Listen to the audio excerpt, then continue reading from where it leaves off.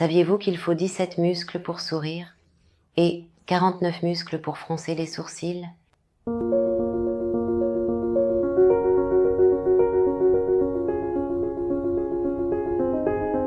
Qu'est-ce que le langage corporel?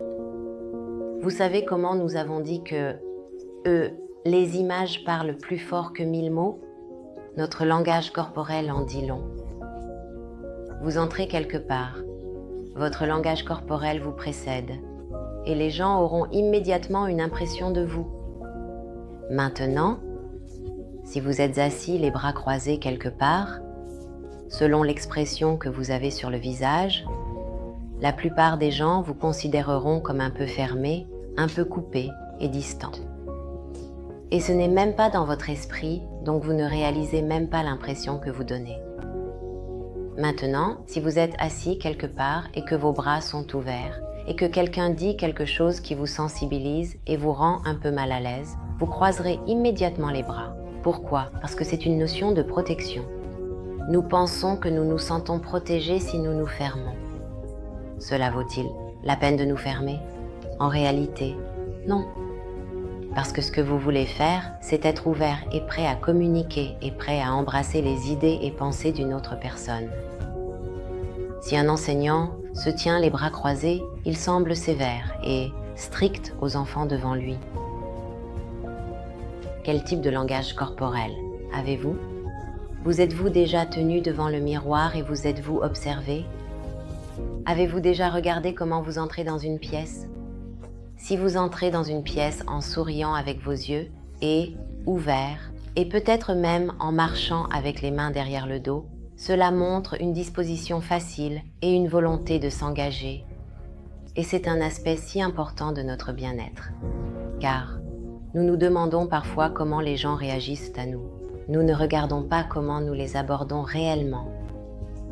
Si vous êtes timide et que vous ne voulez pas regarder quelqu'un dans les yeux et que votre habitude est de toujours regarder vers le bas, vous devriez essayer de les regarder entre les yeux. En fait, ils ne savent même pas que vous les regardez entre les yeux. Ils pensent que vous les regardez dans les yeux et cela vous donne le confort de savoir que vous pouvez toujours regarder droit. C'est un excellent exercice pour les enfants à apprendre. Car ainsi, ils ne paraissent plus timides. Les enfants n'aiment pas être qualifiés de timides. Disons que vous entrez dans une pièce et que vous remarquez quelqu'un assis en face de vous, qui vous regarde de haut en bas. Comment cela vous fait-il sentir? Vraiment inconfortable. Et vous savez que beaucoup de gens font cela sans même se rendre compte qu'ils le font. Et ce n'est pas une chose agréable. Si vous voulez engager une conversation avec quelqu'un, avoir du respect signifie que vous le regardez dans les yeux et que vous engagez avec un sourire ou un hochement de tête, une reconnaissance de quelque sorte. C'est un signe de respect. Ce qui est charmant, c'est quand une dame s'approche et que le gentleman se lève de la table, ou si une personne âgée s'approche, tout le monde se lève. Ce sont des signes de respect dignes, qui sont culturels et qui sont un beau signe, c'est un beau geste. Si nous prenons en compte les sentiments des autres, nous cherchons ce que nous pouvons faire pour les rendre heureux. Vous montez dans un bus, vous êtes assis, une vieille dame se présente, vous levez-vous et lui offrez-vous votre place avec un sourire.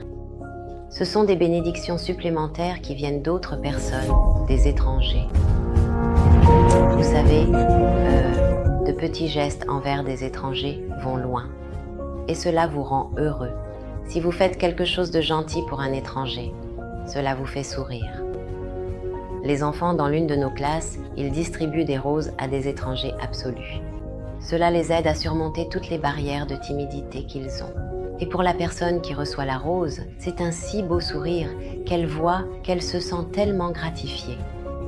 Alors, combien de petits actes de gentillesse pouvez-vous faire et voir quels en sont les résultats? C'est un sentiment magique et cela ne vous coûte rien. Cela vaut-il la peine d'essayer?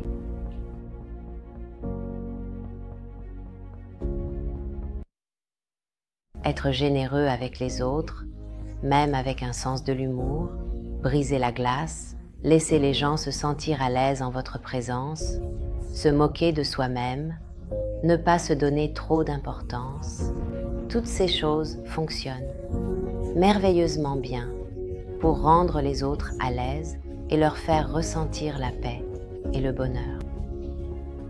Alors, qu'avez-vous fait récemment pour interagir avec les autres? Quelles limites de respect avez-vous abordées? Avez-vous montré du respect à vos parents? Avez-vous montré du respect à vos frères et sœurs? Pouvez-vous faire quelque chose de surprenant pour quelqu'un qui vous tient à cœur et que vous n'avez pas fait depuis longtemps, juste comme un acte de gentillesse pour les rendre heureux? Je vous souhaite des jours joyeux à venir.